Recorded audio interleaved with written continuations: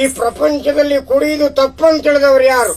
ಕುಡುಕನ ಮನಸ್ಸು ಮತ್ತು ಗಾಜಿನ ಭರಣಿ ಎರಡೂ ಒಂದೇ.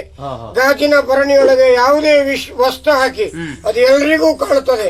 ಕುಡುಕ ಒಂಚೂರು ಎಣ್ಣೆ ಹೆಚ್ಚಾಗ್ಬಿಟ್ರೆ 25-30 ವರ್ಷದ ವಿಷಯ ಎಲ್ಲ ಹೊರಗ್ ಬರ್ತದೆ. ಕುಡುಕನಿಗೆ ಅಷ್ಟು ಪ್ರಭಾವ ಉಂಟು.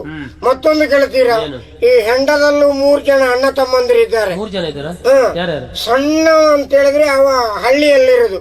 ಈ ತೆಂಗಿನ ಮರದಲ್ಲಿ, ಪೈನೆ ಮರದಲ್ಲಿ, ಈಚಿನ ಮರದಲ್ಲಿ, ತಾಳೆ ಮರದಲ್ಲಿ ಇರುದು. ಅವನಿಗೆ ಶೇಂದಿ ಅಂತ ಹೆಸರು. ಅವನು ಕುಡಿಯುವಾಗ ಒಂಚೂರು ಹುಳಿ ಬಿಟ್ರೆ ಮತ್ತೆ ರಗಳೆ ಇಲ್ಲ, ಒಂಚೂರು ಕಮಚು ಬಿತ್ಕೊಂಡ. ಎರಡನೇ ತಮ್ಮ ಅವನಕ್ಕಿಂತ ಒಂಚೂರು ಹುಷಾರು. ಅವ ಈ ಗೇರು ಹಣ್ಣಿಂದು ಕೊಟ್ಟೆ ಸರ, ಇದಕ್ಕೆಲ್ಲ ಬೇರೆ ಬೇರೆ ಹೆಸರು.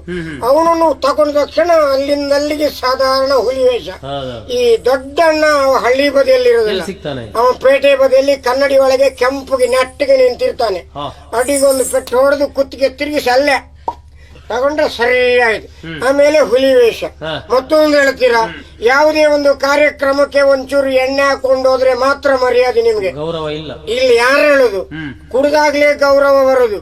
ಎಣ್ಣೆ ಹಾಕದೆ ಹೋದ್ರೆ ನಿಮ್ಮನ್ನು ಮೂಸೋರಿಲ್ಲ. ನಿಮ್ಗೆ ಬೇಕಾದ ಆಸನವನ್ನು ನೀವೇ ಆರಿಸಿ ಕುಡಿಬೇಕು, ಕುತ್ಕೊಳ್ಬೇಕು.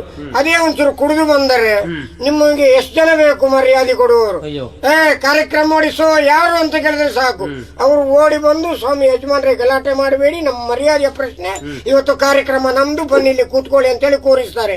ಕುಡಿಯದೆ ಬಂದರೆ ಕಡೆಗಣಿಸಿ ತಡೆವರು, ಕುಡಿದು ಬಂದರೆ ಹೆದರಿ ಪದವಿತ್ತು ಪದ ಜಲವ ಕುಡಿಯಲಣೀಗ. ಹಾಗೆ ಇವತ್ತು ನಾವು ಬಳ್ಳಾಗಿದ್ದೆ ನಡ್ಕೊಂಡು ಬರ್ತಾ ಇದ್ದೇನೆ.